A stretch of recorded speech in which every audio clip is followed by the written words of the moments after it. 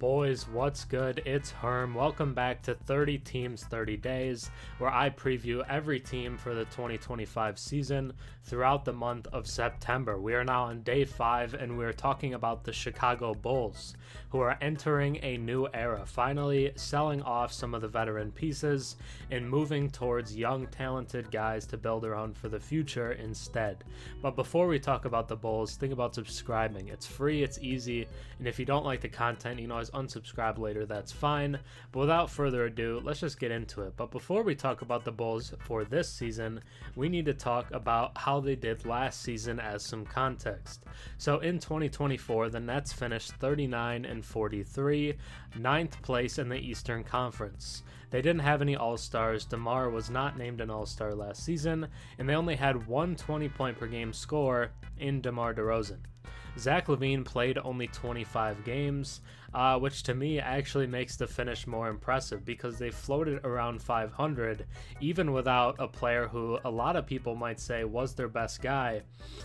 He didn't play much, but they still finished in the play-in tournament anyways. They didn't end up losing in the play-in tournament, did not make the playoffs, but we saw an impressive jump from Coby White with a career-best 19 points per game. He averaged just like 9.7 the year before that, so basically a 10-point per game jump from Coby White, finishing second in most improved player voting in the process. And I think he flashed all-star upside. He looked really good without Zach LaVine last season. And it was the last season for DeMar DeRozan in Chicago because he left this offseason to sign with the Sacramento Kings. Speaking of their offseason, let's look at what changed for Chicago because it was a lot more than some other teams. So they lost DeMar DeRozan, they traded Alex Caruso to the Thunder, and Andre Drummond left in free agency as well, signing with the Sixers. But they added point guard Josh Giddey in that trade of Alex Caruso. They drafted Matas Buzelis with the 11th pick, the hometown kid, a Chicago native. Got Chris Duarte, and I believe it was the sign-and trade deal for DeMar DeRozan. They just signed Talen Horton-Tucker yesterday, and they signed Jalen Smith as well, a really solid backup 5. But looking at this season, it is them committing to the youth movement. They finally let go of veterans DeRozan, Caruso, and Andre Drummond, and their success from 2021 when they made that playoff berth, were the 1 seed in the Eastern Conference before Alonzo Ball's injury. Drummond was not on that team, but DeRozan and Caruso both were, and were a big part of that season. So it was tough to let them go, but after 3 years, going on 4, they finally decided to do so, and I think it was the right move. They held on to them for too long, hoping to bring back that success they had in the 2021 season, but couldn't replicate it, and it was time to start somewhat of a rebuild. Landing Josh Giddey to me was a big move, a win, as at just 21 years old, he has plenty of room to grow with the ball in his hands, kind of had that kind of growth opportunity stripped away a little bit in OKC as Shai Gilgeous-Alexander took over most of the ball handling duties. Josh Giddey thrives with the ball in his hands, and in Chicago he'll be able to do that. Coby White proved last season that he's a big part of the team moving forward, kind of the building block now in Chicago, going from a guy who was just kind of an okay pick, maybe you don't feel great about the draft pick with where he was drafted, to a guy you feel fantastic about and a guy who might have all-star upside. Matas Buzelis showed out in the Summer League, looking way better than the 11th pick where he was drafted, using his athleticism to dominate opponents, whether it was poster dunks, blow-bys, whatever. He was just physically outmatching his opponents in the Summer League. The team did also try to trade Zach LaVine as well this summer, but failed to do so. So he's still there, Vucevic is still there, there are still some older pieces, but more than anything, they're focused on the youth and the development. But to get an idea of what this team could look like, what they're going to be this season, let's start out with the guys that make that up, and this will be the starting 5 in my opinion. Point guard Josh Giddey, we'll start with him. The 6th overall pick in 2021, still just 21 years old, a stat sheet stuffer. Points, rebounds, assists, whatever, he's going to get them. 12 points per game last season, 6.5 rebounds, and 5 assists. 48% from the field, pretty solid for a guard. A good playmaker and floor general. really does thrive with the ball in his hands and does a good job at creating for others. Has averaged over 6 assists per game before, a couple times actually, but Shea became the point guard for OKC last season full time, and Giddey's assists did go down. The shooting is the clear weakness in his game right now, shooting low 30s from 3. That needs to go up. That's still the clear weakness, but they're hoping that he can do that. But we could see him take a leap with the ball in his hands more often, see him be a better player. In his first couple seasons, we saw him getting triple-doubles, putting up 20-point games. He looked like a guy who had all-star upside, but last season it just wasn't quite the same level. So we're hoping in Chicago he can take that leap and look like the player we thought he might be able to become. Then we have shooting guard Coby White, the kind of face of the franchise, I guess, if you want to say right now. He is the focus of this team, a 24-year-old scoring guard, 19 points per game last season, 4.5 rebounds and 5 assists. Shot 38% from 3 as well, a nice jump for him, and was second in most improved player voting. He took a clear jump after LaVine's injury last season.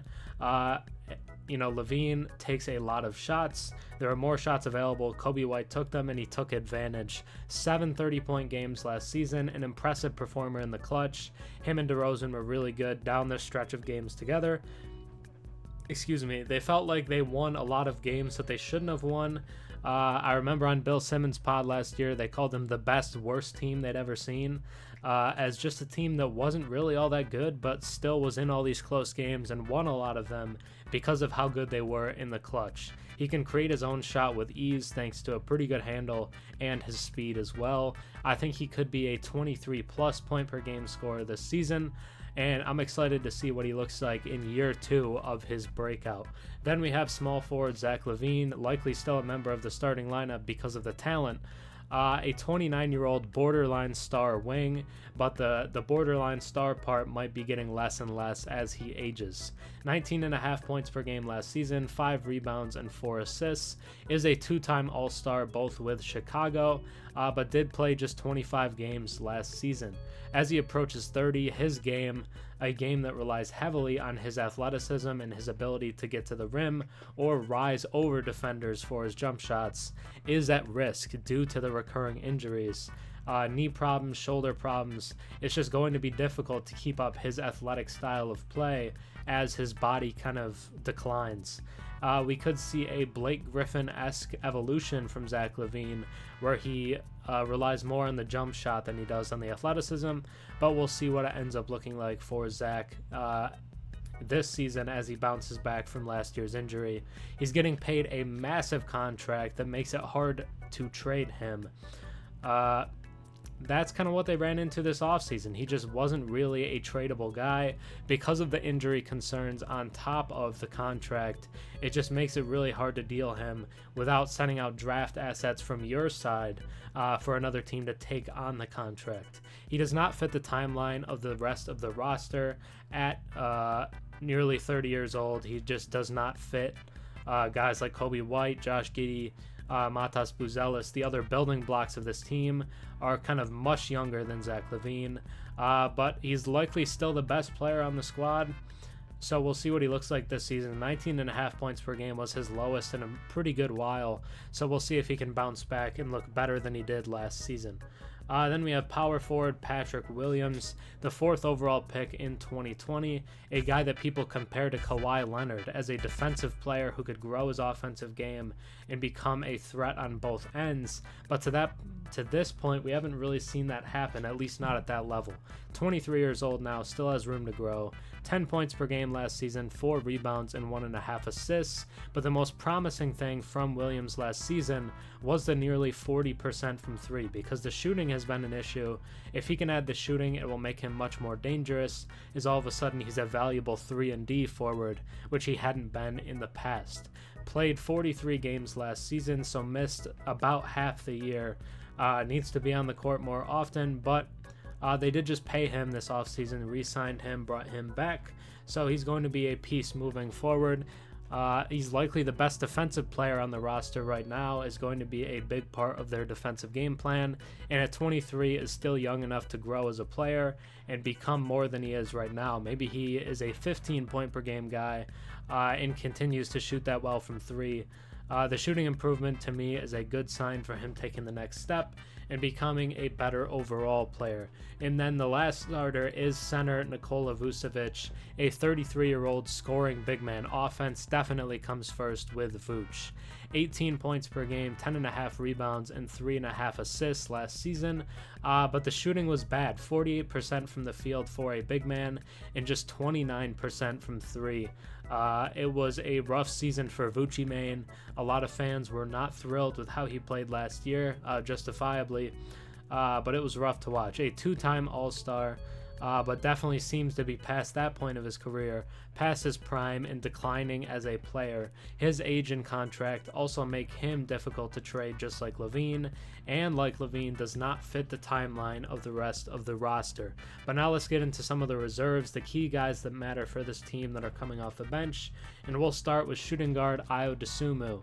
24 years old, a two-way guard, can play both ends very well.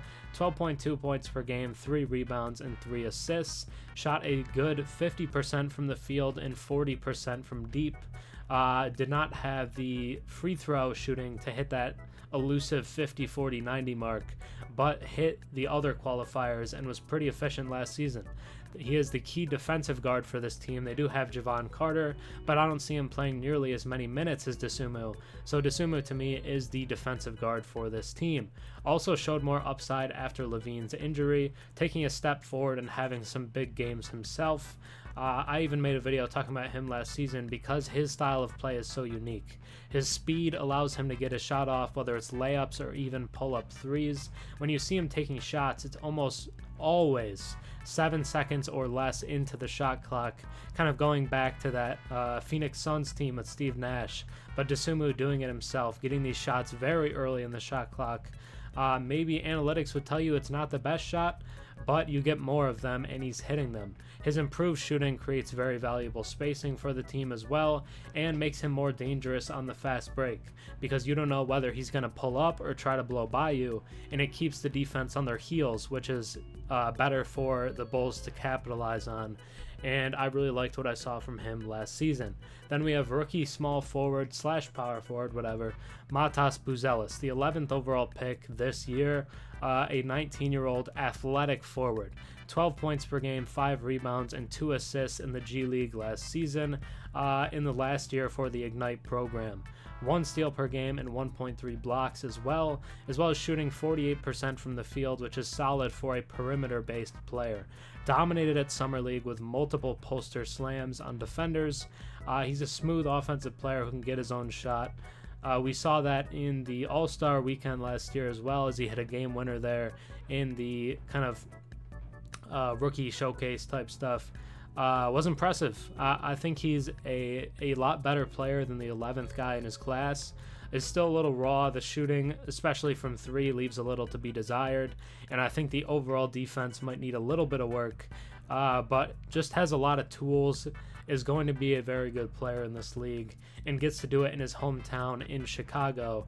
The fans are going to love him, and if he looks anything like he did in Summer League, he could be an all-star as well. Not in year 1, but sometime down the road.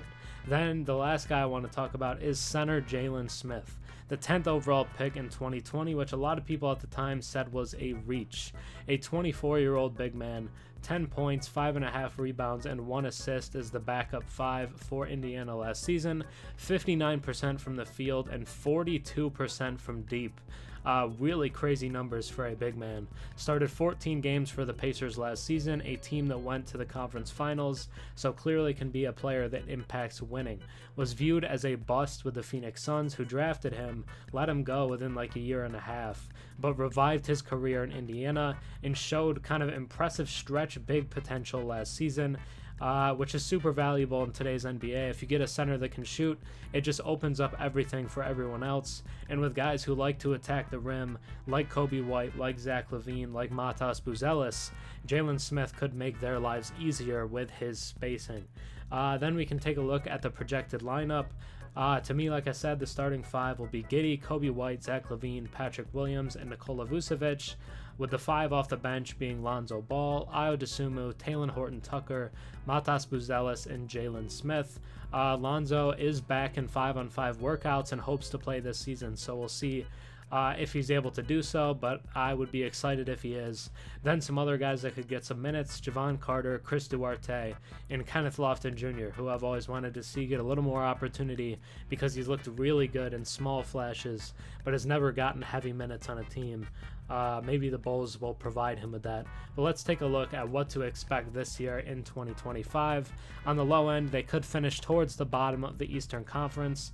I find it hard to believe they'd finish dead last. I think they have too much talent. Even if it's kind of inexperienced, I think the talent is too much to finish last place. But they could finish towards the bottom as they focus on development over winning.